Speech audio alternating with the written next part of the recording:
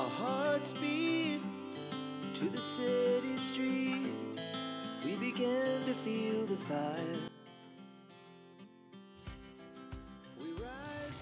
চিকেনটা দেখো আমার ভাজা হয়ে গেছে, এবার আমি এগুলোকে তুলে নেব। চিকেন পকোড়া তো আমরা সবাই তৈরি করি, তো আমি যেভাবে তৈরি করছি সেটা তোমাদের সঙ্গে শেয়ার করছি। চিকেন পকোড়া তো আমরা ছোট বড় সকলেই খেতে ভালোবাসি, খুব কমই আছে মানুষ যারা চিকেন পকোড়া খেতে ভালোবাসেন।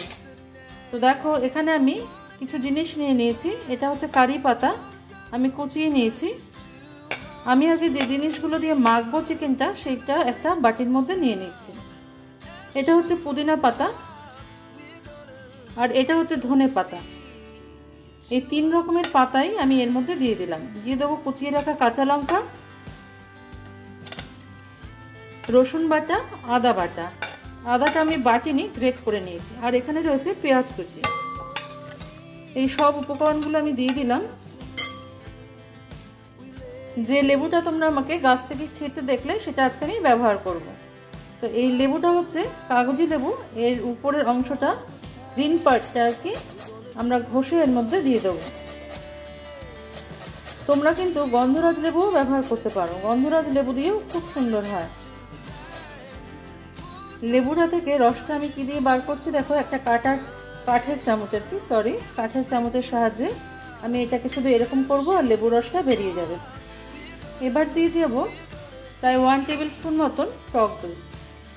এটা ঘরে পাতা টক দই আছে, তোমরা চাইলে বাজার থেকে কেনা টক দইও ব্যবহার করতে পারো।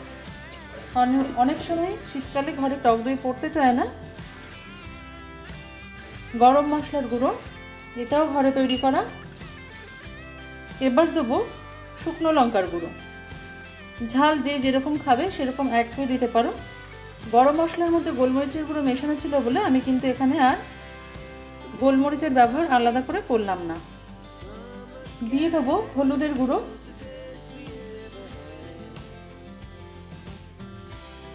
দিয়ে দেবো ধনের গুঁড়ো, দিয়ে দেবো জিরের গুঁড়ো। এবার আসল জিনিস যেটা হচ্ছে নুন, সেটা দিয়ে দেবো। মোটামুটি আন্দাজ মতন একটা নুন দিতে হবে, নুনটা আমি দিয়ে দিলাম। এবার সমস্ত উপকরণগুলো আমি হাতের সাহায্যে মিশিয়ে নেব। আমার হাতটা অবশ্যই ভালো করে ধোয়া আছে, কারণ এটা একটা হেলদি হ্যাবিট। নমস্কার বন্ধুরা, আমি শতাব্দী। তোমরা সবাই কেমন আছো? আশা করি সবাই ভালো আছো, সবাই সুস্থ আছো। আমার নতুন বন্ধু, আমার পুরনো বন্ধু, সবাইকে অনেক অনেক ধন্যবাদ পাশে থেকে এইভাবে আমাকে সাপোর্ট করার জন্য।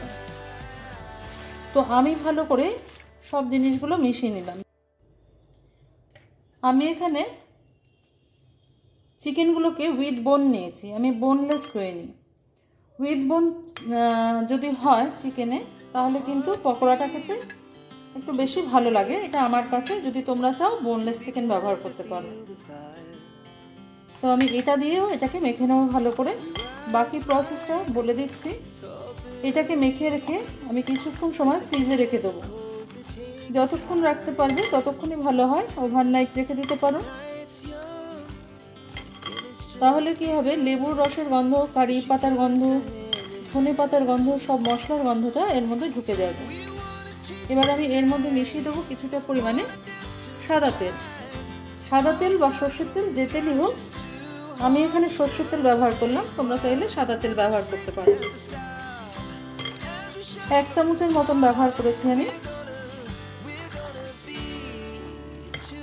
খুব ভালো করে হাতের সাহায্যে কিন্তু এটাকে মাখতে হবে।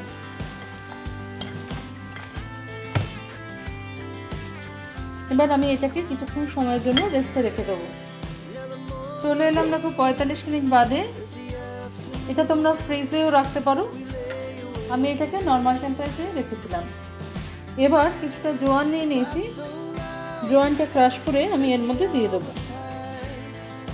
এটা অপশনাল, দিতেও পারো নাও দিতে পারো। কেউ চাইলে কালো জিরের ব্যবহার করতে পারো, গোটা ধনের ব্যবহারও করতে পারো, কিন্তু আমি ওগুলো কিছুই করি না। যেভাবে আমি করি সেভাবে তোমাদের সঙ্গে শেয়ার করে দিলাম।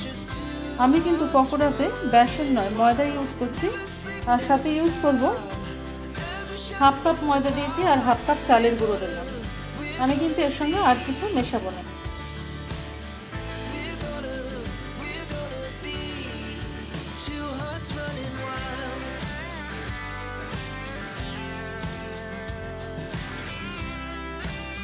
মাখার পর আমার একটু শুকনো মনে হচ্ছে, তাই একখানা ডিমের ব্যবহার আমি এখানে করব। দেখো এখানে আমি একটা ডিম মিশিয়ে দিয়েছি।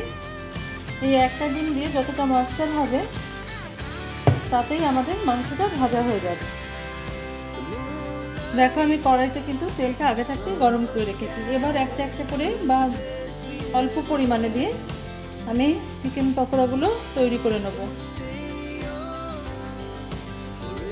এটার কোনো জল ভাব নেই, কারণ আমি জল চিকেনের আগেই ঝরিয়ে রেখেছি আর এক্সট্রা কোনো জলও আমি যোগ করে নিয়ে এসেছি।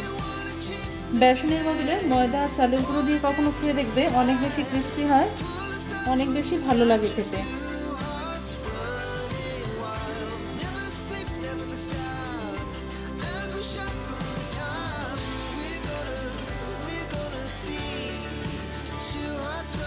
তেলটা যাতে চিকেনের উপরে খেলে সেই জিনিসটা তোমাদের লক্ষ্য রাখতে হবে।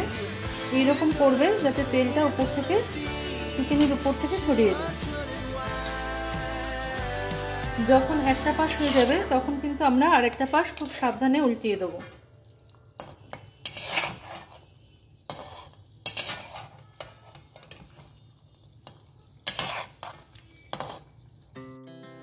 আমার দেখো চিকেন পকোড়াগুলো ভাজা হয়ে গেছে। এবার তোমরা এটাকে স্যালাডের সাথে খেতে পারো বা কোনো রকম চাটনি সসের সাহায্যে খেতে পারো। আমি উপর থেকে একটু চাট মশলা ছড়িয়ে দিলাম।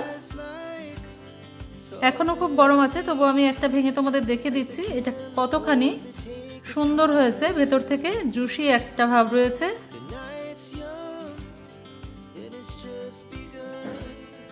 আজকে তাহলে এই পর্যন্তই বন্ধুরা, দেখা হচ্ছে পরের দিন অন্য কোনো রেসিপি নিয়ে তোমাদের সঙ্গে। তোমরা সবাই ভালো থেকো, সুস্থ থেকো।